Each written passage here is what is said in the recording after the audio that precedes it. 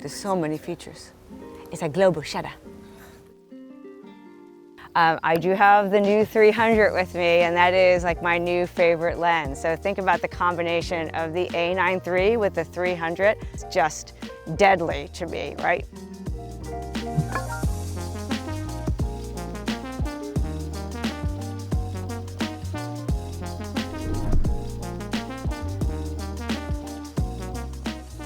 For those who know me, they know that for me, having a plan is key for capturing the images I want and the story that I want to tell. What are the images that you want to capture? What is the story you want to tell? And it's about research and planning. So before I even get to the field, I'm researching, what does my field look like? I mean, we have the internet now, so things are so much easier to be able to see what a field looks like, see where we're going, what are our angles. But then there's nothing like scouting a field and either showing up early, hours early, or right now, we showed up the day before at about the same time that we're going to be shooting. So I'm able to see, where is the light? Where is the light going to be? What are the photo positions that are available to me?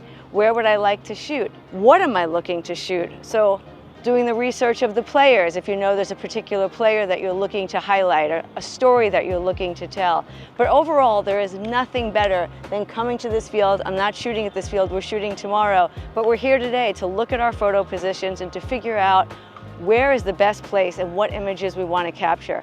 And then what does that lead to? What lenses are we going to use, right? So we know where our focal lengths are. I know I'm going to shoot down first base, down third base. So I'm going to walk around and find out where I want to shoot from, and then what positions they're going to allow me to shoot. And then while we're here, something tells me we're going to find a little baseball, because we're in the Dominican Republic and there's always baseball. Shooting the grassroots game for many years, it's taught me to step out of my comfort zone, to be able to introduce myself to people and quickly establish a connection so that I'm able to shoot games just walking on a field. I've never been here before, but being friendly, smiling, and most people are nice, and most people want to get their picture taken. So it's really how you approach them, and also giving them the time, because they want to tell you their story. So my Spanish is rough, but they also appreciate that I'm trying. So a little bit of Spanish goes a long way. I understand enough to get by, and by the time I'm done shooting a game, I have new friends. And it's a lesson that we all have to learn, because if you want to shoot the grassroots game and you want to shoot things, you have to step out of your comfort zone and be able to approach people. And even with a wide-angle lens, getting close, to the players. And most of the time, if you approach it right and you approach it with a smile goes a long way. Everybody's usually happy that you're here and they want their picture taken. The other fun thing and important thing for shooting the grassroots game, besides choosing when we get to shoot, right, choosing the beautiful light, it's also you usually get more access for games like this. If you make friends, they really don't care where you go as long as you don't get hit with the ball and you don't interrupt play, right? So always be respectful and you can get your job done. But then you can also experiment and find angles that you're not allowed to shoot. Here, I'll find angles I'm not allowed to shoot in a major league game. I certainly can't do that shooting the Giants and the Dodgers, right? Not able to. So take advantage of a field like this, of a scene like this, and make pictures that you can't make in other places. And that's the beauty of it. And this is certainly the place where you want to take risks and try to make a picture, maybe a picture that you haven't been able to make before. So here you are in this grassroots field. Well, why not try it? Nothing ventured, nothing gained. Many times I'll try, and I'm trying to make one picture and I don't succeed. But same old thing, same old results. If you stay in the same position, you're going to make the same pictures. But if you move around and you experiment, you might make something special. And isn't that more interesting, right? Trying to make one special picture, something memorable, instead of 200 mediocre ones.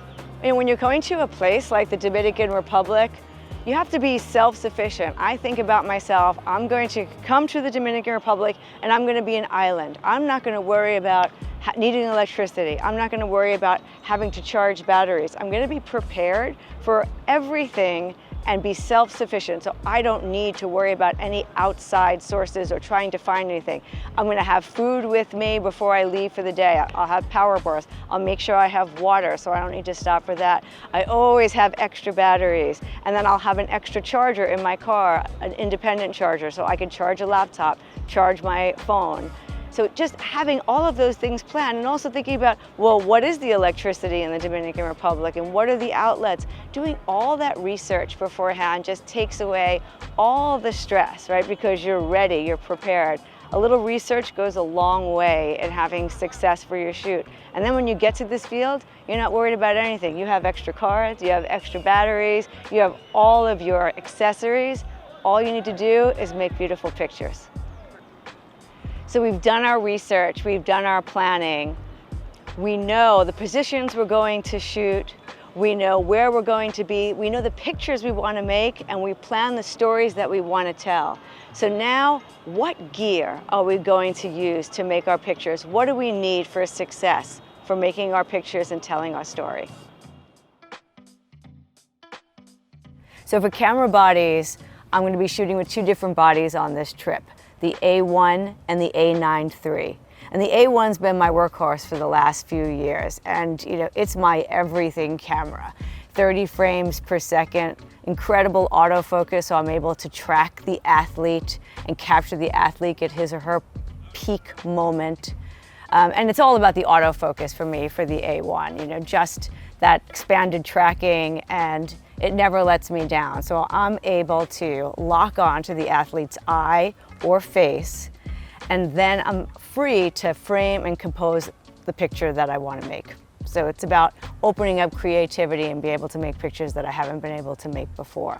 But now I'm adding a new camera to my arsenal, and that's the A9 III. And I'm excited to add the A9 III to my kit, not only for the global shutter, but for 120 frames per second. And sure, we don't shoot 120 frames per second most of the time. And the really cool thing is I can set what I want the number of shots to be, the frames per second. So maybe I want 20 frames per second or 30 frames per second. I can set it to that and then use the boost button to get me whatever it is I want for those moments, those critical moments of capturing the athlete at high speed, at peak action.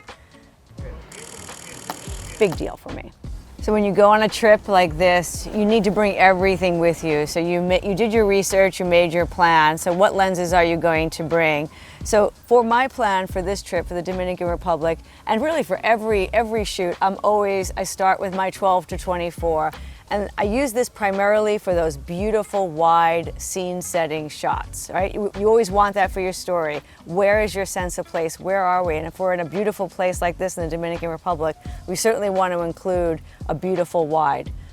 My 16 to 35, and now this is the new one, so I'm just starting to shoot with this. I'm really excited about it because it's always been, the old one's always been in my kit. So the new one being lighter weight, and it even seems sharper to me just shooting with it today. The 16 to 35, not only am I shooting wides with that, but I'm also doing portraits and guys on the bench, women on the bench, before the game. And so it's always on my shoulder, part of my kit, pre-game and during the game. The 24 to 105 is a lens that I bring with me on all trips, and I kind of use it as my scouting lens. So if I'm going to a field the day before or looking at a location for a shoot, it's got that nice wide range, so I can picture how I'm going to be shooting things. Or if I just want to get to the streets of Santo Domingo, I'm going out to dinner and I want one body, one lens, this is my go-to, the 24 to 105. It's just a great range.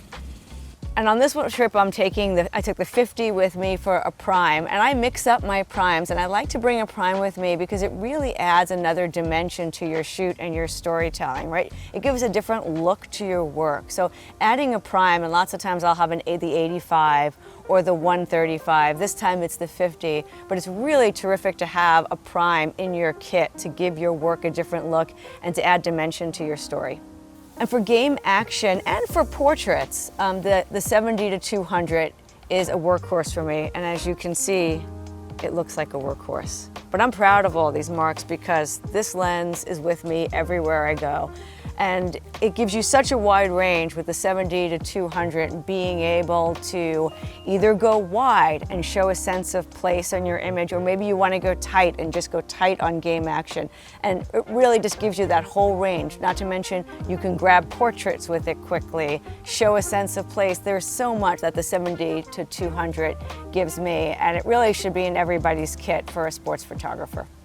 As a professional sports photographer, the 400-2.8 is, has always been a staple for me in my kit for shooting baseball and shooting all sports. But now I have a new option. And when I'm taking these trips and going to places like Cuba and the Dominican Republic, and I need to be smaller and I need to move, quicker and just have all my gear in a backpack, I'm so excited about this. This is a long-awaited lens for me, the 300-2.8, and I've been shooting with it for my new project, Grassroots Baseball Women, and it's just a great lens to be able to have it fit in my backpack and free me up to be able to shoot without a monopod.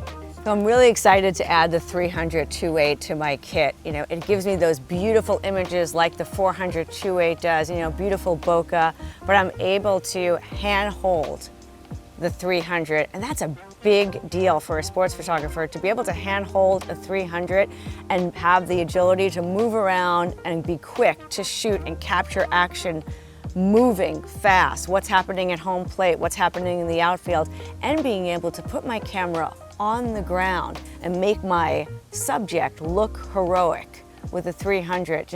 It's gonna add a new dimension to my photography that I didn't have before. So for accessories, like I said, I want to bring everything with me, so I got to pack it in something. And so I just moved to this low pro backpack because it gives me the space that I need to pack the 300, all my other lenses and bodies, and I can carry everything in one pack. It's able to fit my 300, my camera bodies, my other lenses, my 70 to 200, and I can really put everything in one. So I'm traveling with this on airplanes, and then also able to take it to each shoot, and it's not too much to carry.